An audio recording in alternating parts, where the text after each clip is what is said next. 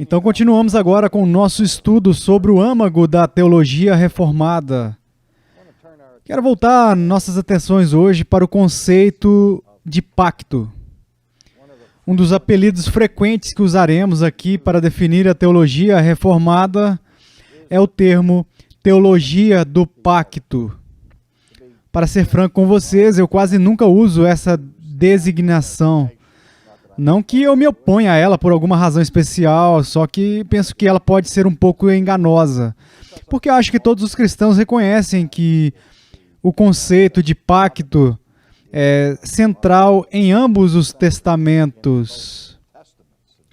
De fato, quando falamos a respeito do Antigo Testamento e do Novo Testamento, estamos falando da Antiga Aliança e da Nova Aliança.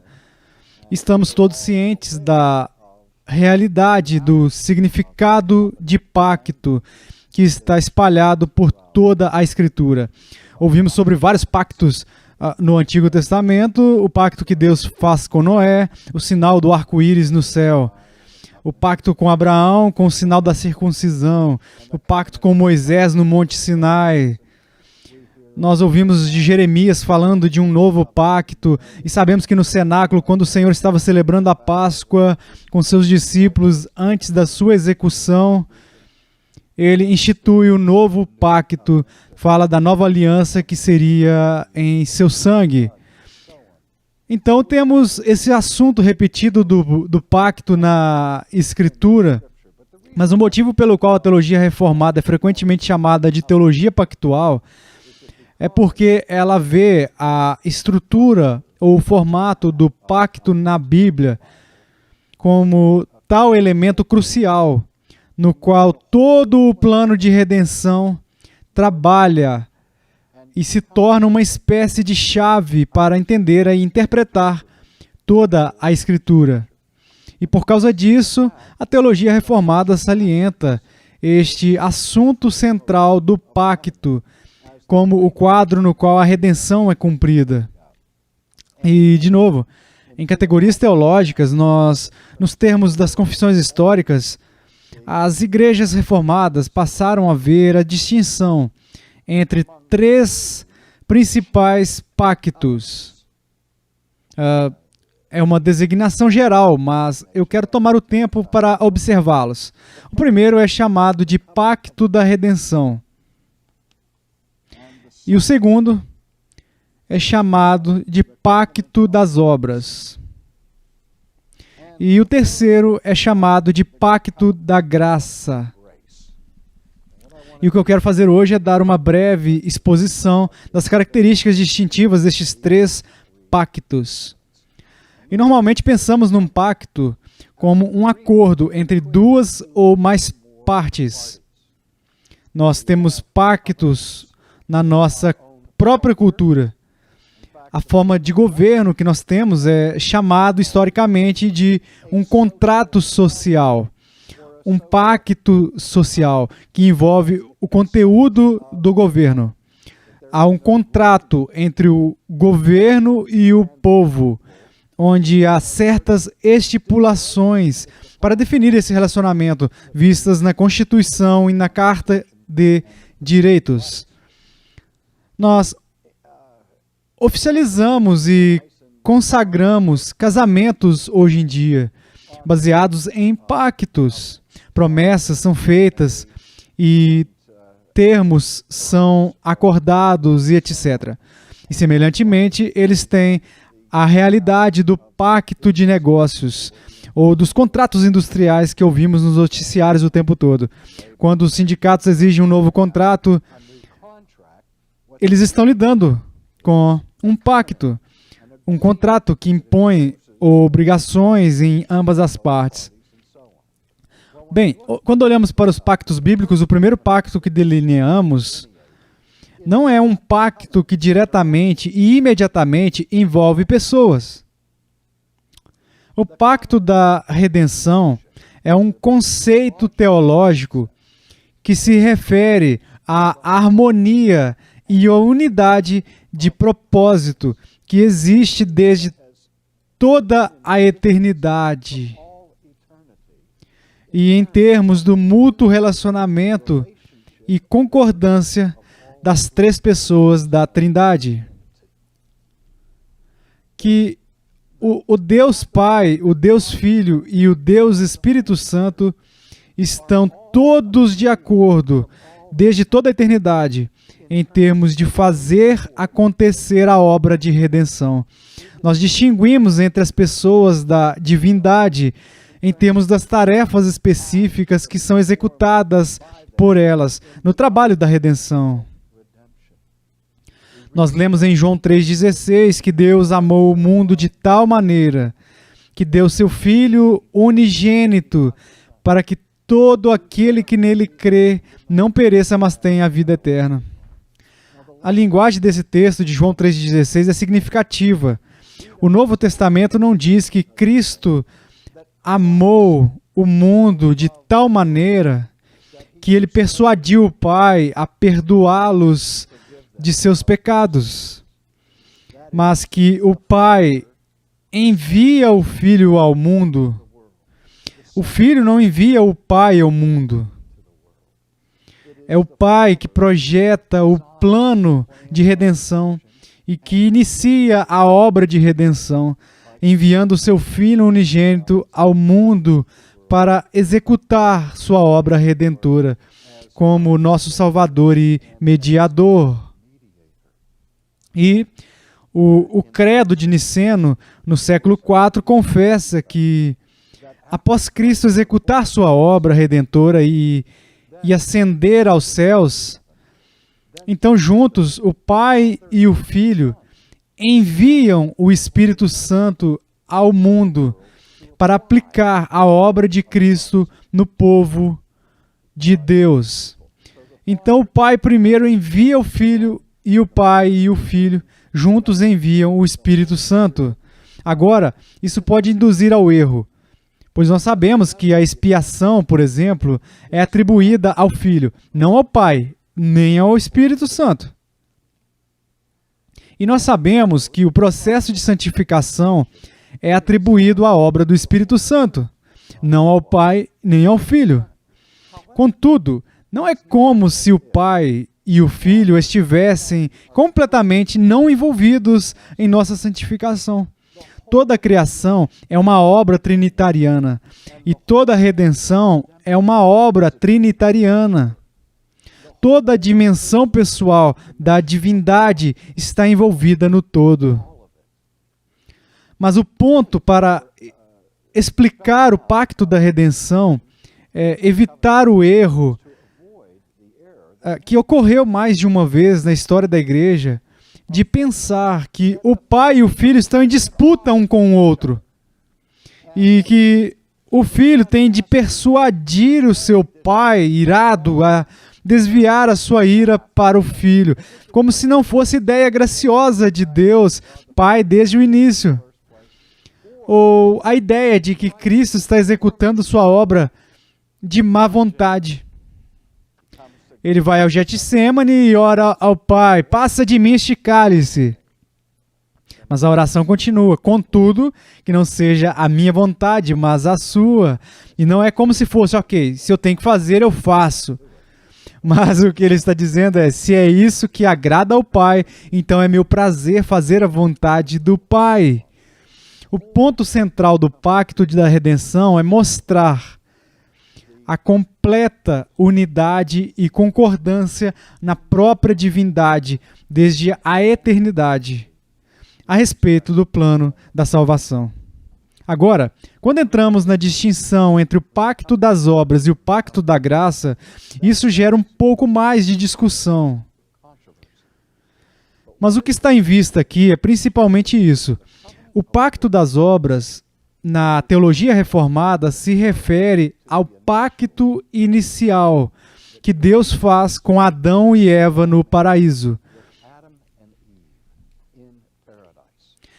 Onde Adão está representando não apenas ele mesmo e a sua esposa, mas a sua descendência, todas as pessoas. Ele representa a humanidade.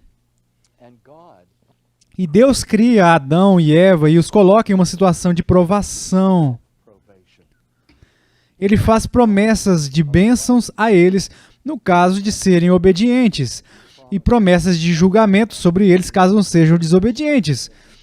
E ele os coloca num teste, por assim dizer, dizendo que se eles comerem do fruto da árvore da ciência do bem e do mal, eles certamente morrerão. No dia em que comerem, certamente morrerão. Penalidades são pronunciadas às criaturas, caso elas transgridam o mandamento do seu Criador.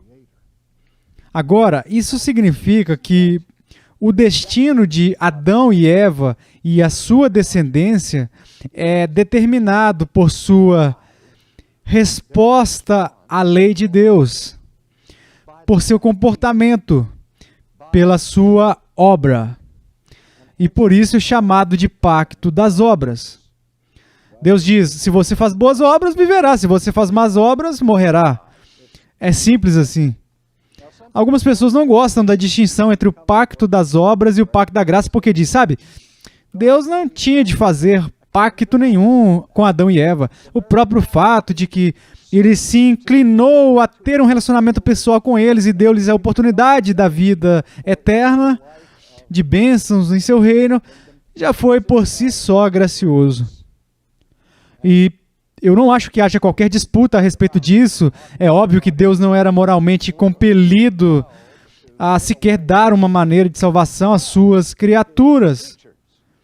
E admitimos que o pacto das obras está enraizado e baseado no eterno caráter gracioso de Deus. Mas o que a distinção quer dizer é que, inicialmente, os termos do relacionamento com Deus foram estabelecidos com relação à obediência ou desobediência à sua lei. E o que aconteceu foi que Adão e Eva desobedeceram. Eles violaram o pacto das obras, trazendo sobre si mesmos e sobre todos aqueles que eles representavam o julgamento de Deus. Porque o pacto da criação foi violado. Agora, deixa eu tomar um segundo para adicionar um parêntese aqui. Nós entendemos que vivemos numa cultura onde há todo tipo de diferentes religiões competindo e pessoas que são secularistas, que não têm tempo para religião alguma. Eles não poderiam se interessar menos em toda a ideia de pacto. E as pessoas me perguntam, tais pessoas estão no pacto de Deus? Eu digo, bem, a pergunta em primeiro lugar é, tais pessoas são pessoas? E se respondermos a essa pergunta, sim, claro que tais pessoas são pessoas. Então a pergunta seguinte é, quando Deus fez o seu pacto na criação, foi tendo em vista a todos no mundo? Ou foi apenas para dois indivíduos vivendo em um belo jardim? A ideia bíblica é que o pacto que Deus fez com Adão e Eva foi com um pacto com toda a raça humana. Agora as pessoas podem negar esse pacto, podem repudiar esse pacto, podem desprezar esse pacto, mas o que não podem fazer é se livrar dele. Não podem anulá-lo. E uma das razões pelas quais a Escritura traz a todos nós diante do trono de julgamento de Deus e nos declara culpados diante de Deus é porque todos nós quebramos a sua lei. Todos nós fizemos obras más. Todos nós falhamos em guardar o pacto original da criação. Todos nós falhamos em executar o dever de toda criatura, e que é glorificar a Deus, honrá-lo como Deus, sermos gratos a Ele e obedecermos à lei dEle. Então, o ponto de partida é que o mundo inteiro é povoado por quebradores de pacto. Cristo é enviado a um mundo que já é culpado diante do Pai, porque quebrar a lei do Pai, por violar os próprios termos da existência humana, a própria base para a vida humana conforme fomos criados diante de Deus. Então é isso que se quer dizer quando falamos do pacto das obras. Agora, é por ter o primeiro Adão falhado no pacto das obras que Deus teria todo o direito moral naquela ocasião de fazer exatamente o que os termos do pacto prometiam. Ele poderia tê-los destruído e destruído toda a raça e teria acabado por aí. Mas ao invés disso, ele condescendeu a cobrir a nudez deles e prometer a eles a redenção por intermédio daquele que atuaria como Salvador deles. Então, naquele ponto, Deus institui o pacto da graça, que é dado a Abrão, que é dado a Moisés, que é dado por todo o Antigo Testamento. A promessa de que Deus redimiria o seu povo, que é culpado, de acordo com o pacto das obras, de que ele salvaria o seu povo por intermédio de outra maneira. Agora, isso é algo importante, porque há cristãos professos hoje em dia que acreditam haver uma diferença fundamental entre como Deus salva as pessoas no Antigo Testamento e como as pessoas são salvas agora ou após o Novo Testamento.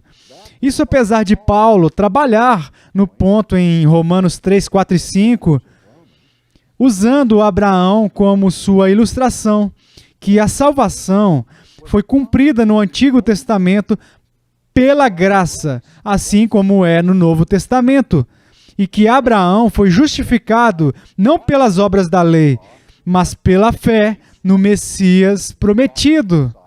E a diferença é a diferença entre promessa e cumprimento. As pessoas no Antigo Testamento olhavam para o futuro Redentor prometido, colocavam sua confiança nele e eram justificadas pela fé nele. Nós olhamos para trás, para a obra que foi executada pelo Salvador, confiamos nele, e a salvação é basicamente igual hoje e ontem. A diferença é que nós temos um entendimento muito mais profundo dos detalhes da salvação, e o que é ainda mais diferente é que é uma fé no que está completo, que a obra de Cristo já foi executada no plano da história. Mas uma vez que uma pessoa quebra o pacto das obras, a única maneira possível de ser restaurada a comunhão com Deus é pela misericórdia de Deus, não pela sua justiça, por sua graça, não pelas obras. E isso é crucial porque nós vivemos em um tempo em que as pessoas ainda têm a ideia de que podem ser salvas na presença de Deus pelas suas próprias obras, que elas podem merecer o seu lugar no reino. Nós não acreditamos de verdade que somos devedores que não podem pagar suas dívidas. Nós esquecemos que os termos do pacto das obras eram bem rígidos. Eles exigiam perfeição. E se você peca uma vez, não há nada que você possa fazer para compensar isso. Porque uma vez que essa mácula vem ao lado do seu nome, o que você pode fazer é se tornar perfeito novamente. Você não pode se tornar perfeito novamente, porque a perfeição não permite a mínima mácula. E é claro, quando chegamos diante de Deus, chegamos com muito mais do que uma mínima mácula. Chegamos com uma grande quantidade de poluição diante dele. Então, esta distinção entre o pacto das obras e o pacto da graça é, na verdade, projetada para derramar clareza na natureza do Evangelho. Agora, vou dizer algo que provavelmente vai confundir a todos. Nós falamos antes sobre a doutrina da justificação pela fé somente, e que é apenas pela graça que somos salvos, etc. Agora eu vou dizer algo que talvez os fará engasgar. Em última análise, a única maneira pela qual qualquer pessoa é justificada diante de Deus é pelas obras. Somos salvos pelas obras. E somos salvos pelas obras somente. Não toque nessa maçaneta. Deixe-me explicar, por favor. Ao dizer que a única maneira que somos salvos é pelas obras, eu quero dizer que o pacto da graça deve ser distinguido do pacto das obras, mas nunca separado. O pacto da graça é o pacto que Deus institui para assegurar que o pacto original seja finalmente guardado. E quando eu digo que somos justificados pelas obras somente, o que quero dizer é que a base para a minha justificação e a base da sua justificação são as perfeitas obras de Jesus Cristo.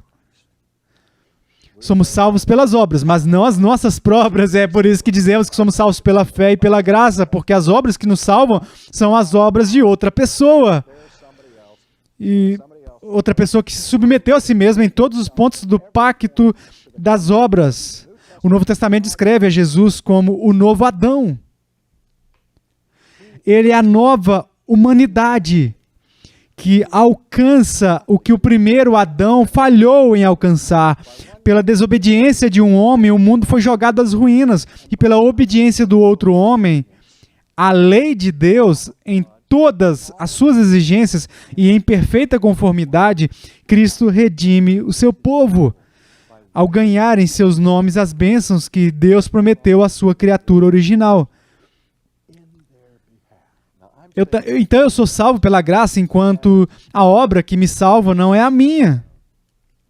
Sou salvo pelas obras, no sentido de que a base da minha salvação está nas obras do perfeito obreiro, aquele que desde toda a eternidade estava disposto a assumir o fardo das criaturas de Deus, estava disposto a vir a este mundo para se submeter aos termos do pacto das obras original e cumpri-lo por sua perfeita obediência, para que Deus dê a seu povo todos os benefícios de tal obra, para que Ele nos dê tudo o que Cristo conquistou e tudo o que Ele se torna nosso quando colocamos nossa confiança nele. É isso que queremos dizer com o pacto da graça. Não é que o pacto das obras é o Antigo Testamento e o pacto da graça é o Novo Testamento. Não, o pacto da graça está funcionando desde o 3º capítulo de Gênesis. E está espalhado por todo o Antigo Testamento e adentrando no Novo, porque é baseado na livre graça de Deus para com pecadores necessitados.